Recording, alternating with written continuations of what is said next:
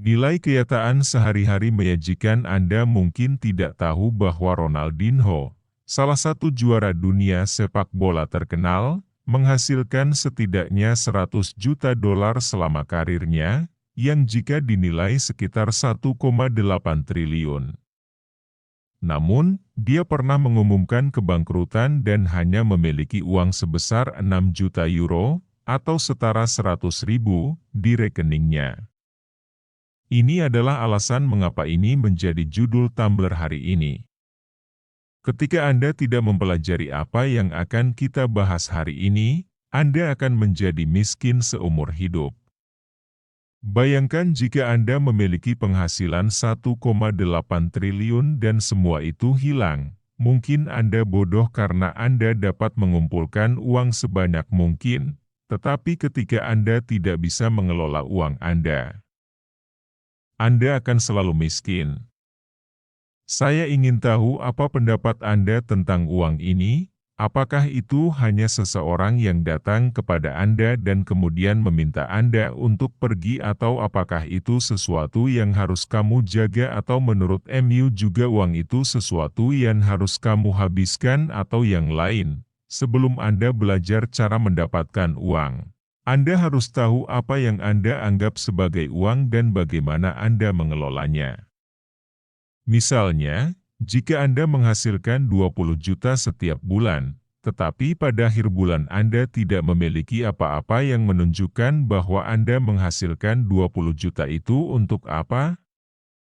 Nah, hari ini kita akan membahas cara memperlakukan uang kita. Tidak ada pendidikan tentang subjek ini di sekolah atau kuliah. Sebelum saya mulai, saya ingin bertanya, menurut Anda uang itu apa? Menurut Anda uang itu mempresentasikan apa ketika Anda berbelanja di Shopee? Jika benar, uang itu adalah alat pertukaran yang memungkinkan pembelian, penjualan, dan pertukaran barang. Kalau menurut saya uang itu adalah nilai atau value di antara banyak warung kelontong ada yang harganya 10.000 sampai 60.000 per porsi. Warung yang kalian beli itu melambangkan penilaian kalian terhadap valuasi pada. Jadi kalau kalian memilih warung yang harganya Rp15.000 berarti menurut kalian valuasi warung kelontong itu di harga 15.000, 20.000 itu menurut kalian mahal, 10.000 menurut kalian murah, tapi belum tentu enak. Berarti uang adalah nilai atau value. Lalu kenapa mengerti ini itu penting dalam hidup kita? Karena ketika kamu bisa mengerti konsep ini, maka semua keputusan yang kamu ambil dengan uangmu itu berdasarkan penilaianmu terhadap value. Saya yakin sampai sini banyak yang paham, kecuali mereka yang hanya hidup dari gaji bulanan yang penuh hutang atau kecanduan hal-hal yang tidak berguna seperti judi online. Namun, pertanyaan kedua saya adalah bagaimana Anda melihat uang? Untuk sebagian besar orang, termasuk saya sendiri, uang masuk ke dompet saya dan kemudian hilang secara bertahap.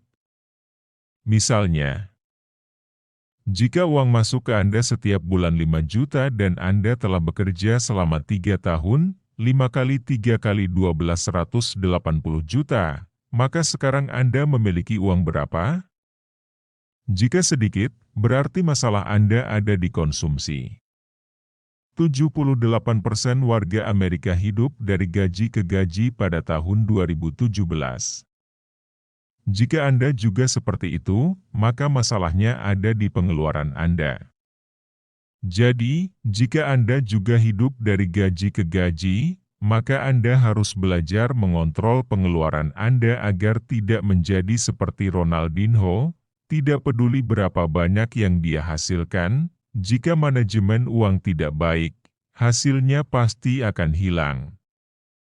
Ini mirip dengan Ronaldinho, yang menginginkan nasi Padang yang bagus, yang harganya 10.000 hingga 60.000, dia akan nyari yang 150.000.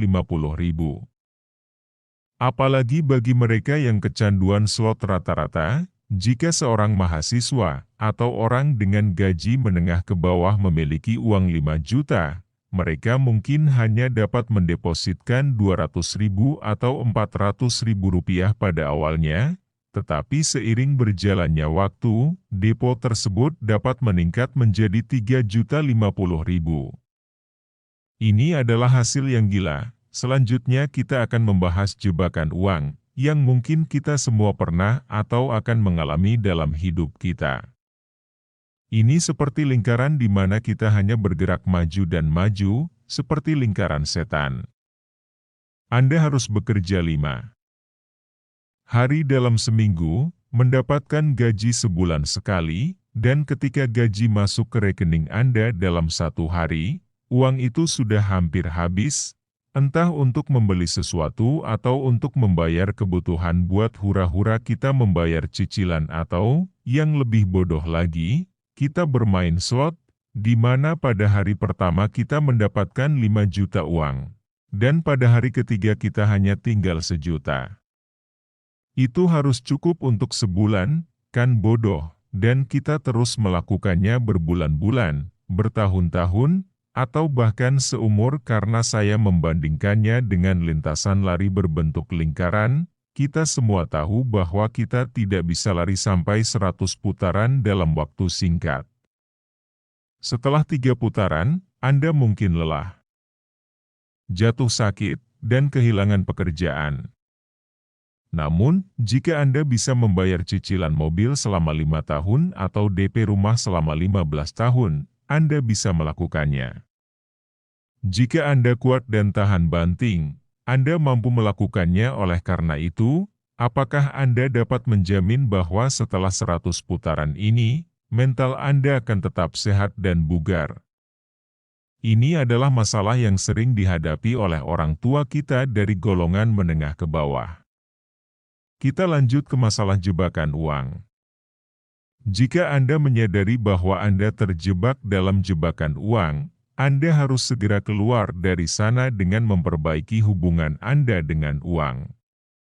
Hal pertama yang harus Anda lakukan adalah menulis semua pengeluaran Anda, mulai dari sewa rumah, transportasi, makan, hiburan, dan seterusnya. Ini berarti Anda harus tahu berapa banyak uang yang Anda keluarkan dan apa yang Anda habiskan. Jika Anda sudah melakukannya, langkah selanjutnya adalah membuat budget atau menetapkan target berapa banyak uang yang harus Anda keluarkan setiap bulan.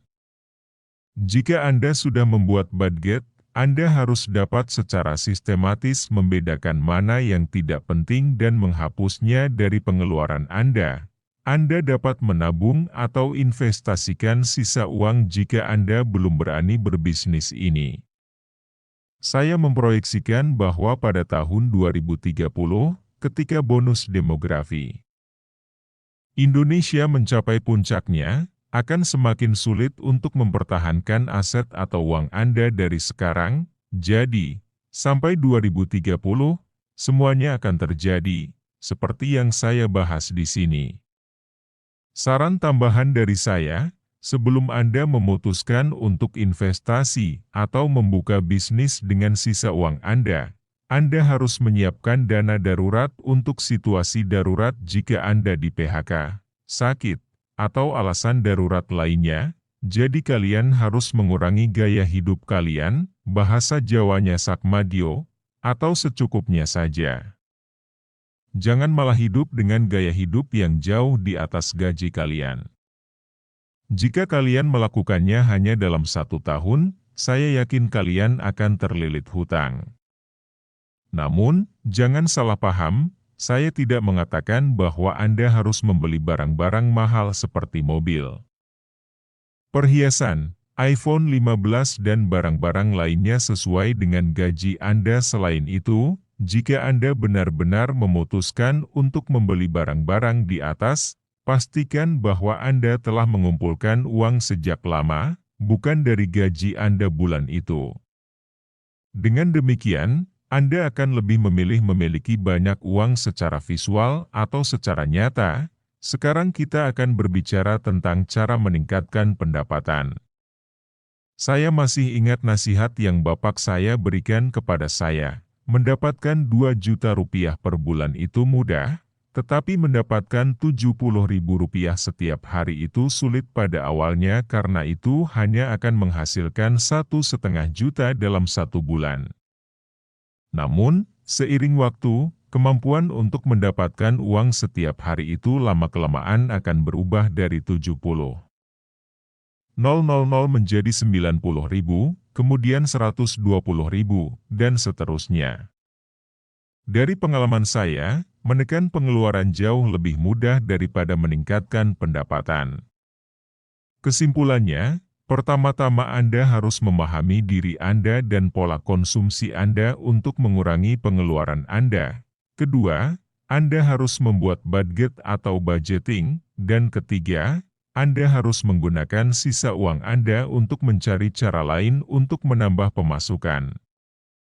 Itu saja tentang pembelajaran kita hari ini. Jangan lupa untuk like, share, subscribe video kami agar dapat terus berkembang. Terima kasih.